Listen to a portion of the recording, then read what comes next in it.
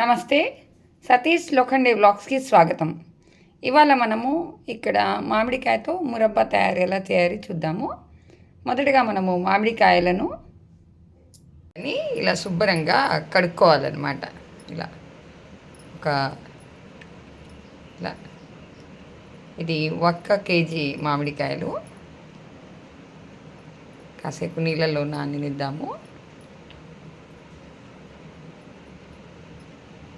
మొదటగా ఇలా మామిడి కాయలని చక్కగా ఇలా నీళ్ళలో ఒక గంట అయినా నీళ్ళలో ఇట్లా నానబెట్టేసేయాలి. ఇప్పుడే కోసిన కాయలు తాజాగా ఉన్నవి ఇవండి.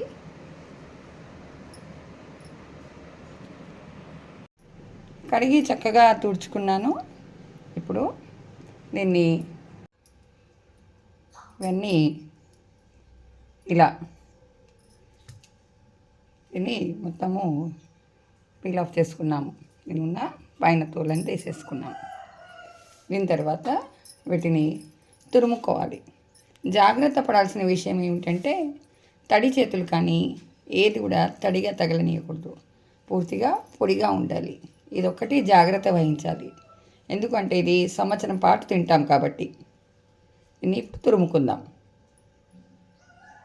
మామిడికాయలని తురిమేసుకున్నాము. చెట్టు మీదే కొంచెము ఇలా రంగు ఇలా మారి ఉంది, పర్వాలేదు. మనము దీన్ని స్వీటే చేస్తున్నాము కాబట్టి ఇందులో ఇది 750 గ్రాముల వరకు ఉందండి. ఇందులో నేను 700 లేదంటే 500 వరకు మీ టేస్ట్ అనుసరించుకొని చేసుకోండి. ఇలా బెల్లం కలుపుకున్నాను. మీకు ఎంత కావాలి స్వీట్నెస్ చూసుకొని వేసుకోండి. కొంతమంది ఏమో సేమ్ క్వాంటిటీ వేస్తారు, కొంతమంది మన రుచిని అనుసరించుకొని తగినంతగా తక్కువ వేసేసుకుంటారు.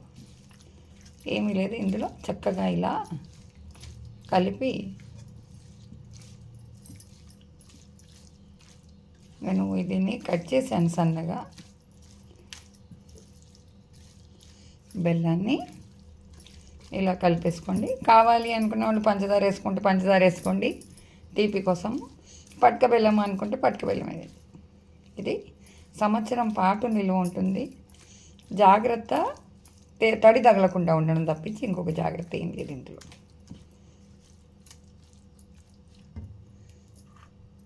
చూడండి, నేను ఇది కొంచెం ఇలా వేసేసుకుంటున్నాను. మళ్ళీ కలుపుతాను.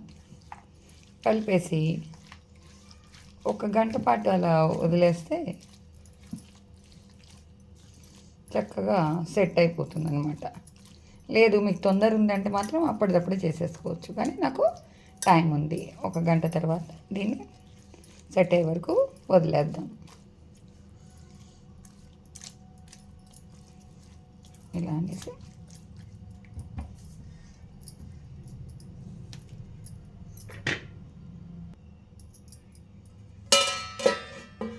దీన్ని మూత పెట్టేసి పక్కకు పెట్టేస్తున్నాను.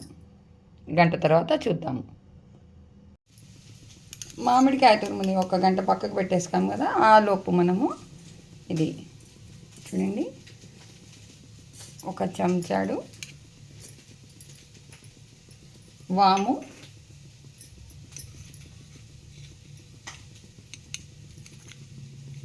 ఒక చెంచాడు సోంపు,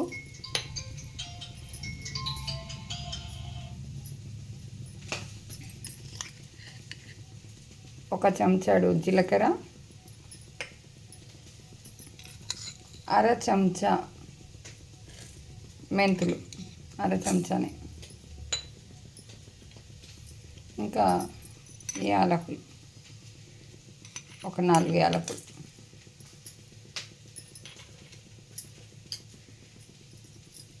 ఇవన్నీ వేసి చక్కగా వేయించుకోవాలి.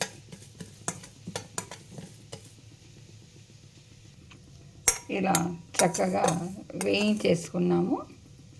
ఇది చల్లారగానే మిక్సీలో వేయింది. దీన్ని చూద్దాము. బాగా సెట్ అయిపోయింది.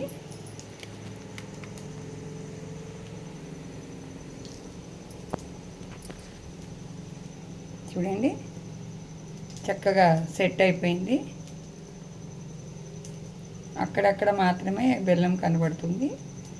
చూడండి, మొత్తము కడిగిపోయింది.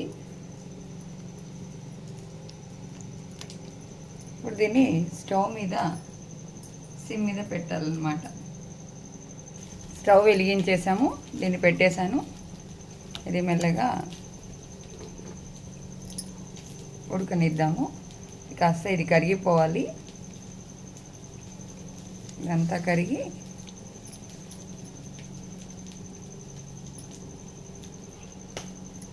ఇది మీడియం ఫ్లేమ్ మీద చేసేసుకోవచ్చు.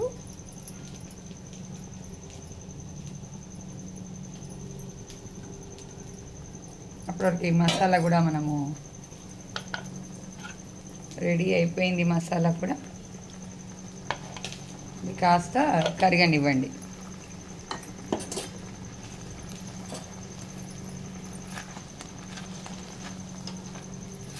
మీరు నా ఛానల్ని సబ్స్క్రైబ్ చేయకుండా దయచేసి నా ఛానల్ని సబ్స్క్రైబ్ చేయండి. ఇది నా కొత్త ఛానల్. అందరూ సబ్స్క్రైబ్ చేసి నా ఛానల్ని కొంచెము సహకారం అందించగలరు. అంతేకాకుండా బెల్ ఐకాన్ కనుక మీరు నొక్కితే వచ్చే నా కొత్త వీడియోస్ అన్నీ మీ వరకు చేరుతాయి. అంతేకాకుండా మీ బంధుమిత్రులతోటి ఇది నా ఛానల్ని షేర్ చేయండి.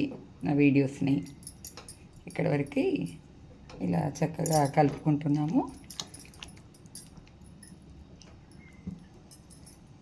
ఇది కరిగి కాస్తంత ఈ మామిడిలో ఉన్న నీరు మాత్రమే వెళ్ళిపోవాలి. మరీ ఎక్కువ క్యారమెలైజ్ అయిపోతే గట్టిగా అయిపోతుంది. ఇది ఇలా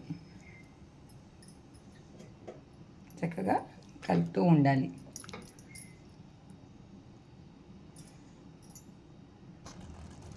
ఇలా కలుపుతూ ఇది కరిగేంత వరకు చక్కగా కలుపుతూ తర్వాత మనం ఇందులో ఒక నిమ్మకాయని చూడండి, నిమ్మకాయ జ్యూస్ని ఎందుకు పిండాలి అని చెప్పితే ఇది గట్టిపడి క్రిస్టలైజ్ ఉండకూడదు అన్నందుకు పిండాలన్నమాట. మీరు చక్కెర వేసినా బెల్లం వేసినా ఈ నిమ్మకాయ ఉండడం వల్ల క్రిస్టలైజ్ అవ్వదు అన్నమాట. కాస్తంత ఫ్లోలో ఉంటుంది. కొంచెం టైం అయిపోయిన తర్వాత ఇది చాలా రోజులు పెట్టి తింటున్నారు అంటున్నాను కదా, తాజాగా ఇంకా ఆ ఫ్లోనే ఉండడానికి గట్టిగా అయిపోకుండా ఇలా ఉండడానికి అది నిమ్మకాయ వేస్తారు.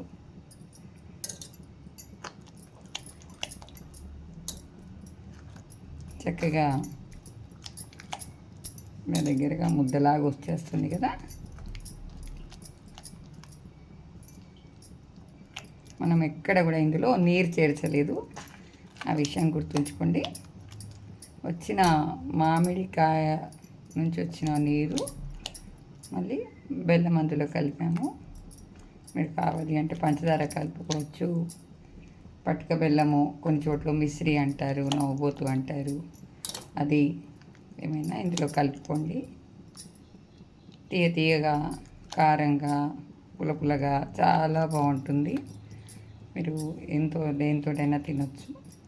పరోటా నుండి శాండ్విచ్, బ్రెడ్, సమోసా, చపాతీ, పూరి ఎంతోటైనా తినొచ్చు. దీంట్లో చాలా బాగుంటుంది.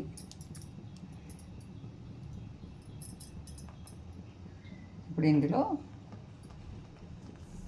కాస్తంత ఉప్పు, కారం, కలోంజీ అంటే దొరికిపోతుంది. దీని ఎపిసోడ్ ఇంకొకటి ఉంటుంది, అది చెప్తాను. కలోంజీ అనగానే చాలామంది ఉల్లి గింజలు అనుకుంటారు, అది కాదు. ఇది కలుంజి వేరు, ఉల్లి గింజలు వేరు. నీరుల్లి గింజలు అనుకుంటారు. దాంతోపాటుగా వాము, జీలకర్ర, సోంపు, ఇలాయచి ఇవి వేసిన కొంత మెంతులు ఇవి వేసిన పౌడర్. ఇది కూడా కలిపేసుకుంటున్నాము. చక్కగా కలపాలి. రుచికే కాదు, ఆరోగ్యానికి కూడా చాలా మంచిది ఇది. కావాలి అనుకునే వాళ్ళు ఇందులో కాస్తంత నల్ల ఉప్పు కూడా వేసుకోవచ్చు. అదొక మంచి మనకి రుచిని, ఒక కొత్తగా అనిపించే రుచిని ఇస్తుంది.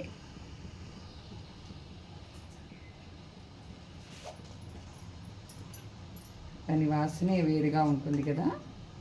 నల్ల ఉప్పు పౌడర్ ఉంది మన దగ్గర, ఇది వేసేస్తున్నాను. ముందు ముందు వీడియోస్లలో మీకు ప్రతి దీని గురించి ఎక్స్ప్లెయిన్ అనేది ఉంటుంది. దీని గురించి చెప్తాను.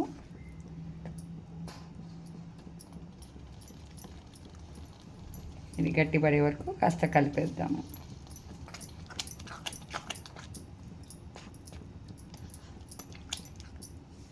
మంచి కలర్ఫుల్గా అయిపోయింది కదా. మరీ ఎక్కువ గట్టి పడకూడదు. ఇది చల్లారితే ఇంకెక్కువ గట్టిగా అయిపోయింది అనమాట. కొంచెం క్రీమీ టెక్స్చరే ఉండాలి. కాస్తంత ఇట్లా ఇలా చేసినప్పుడు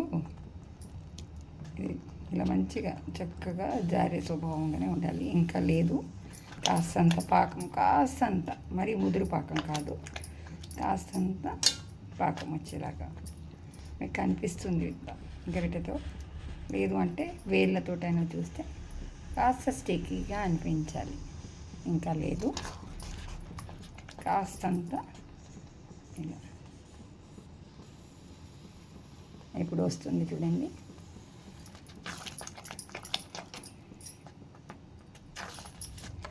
ఇదండి ఇవాల్టి ఇప్పుడు వచ్చేసింది.